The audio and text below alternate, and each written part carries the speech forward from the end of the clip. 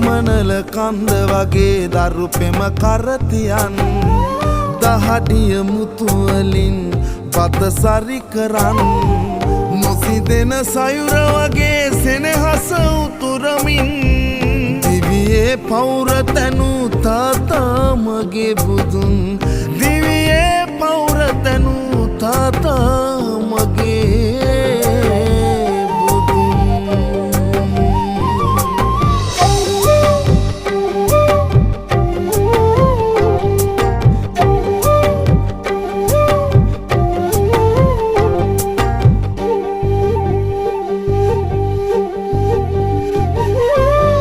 නපුරුත් නුනා තමයි වරදට සැරවෙලා නොසැලෙන ඉන්න වගේ සැඩ පහරේ නොයා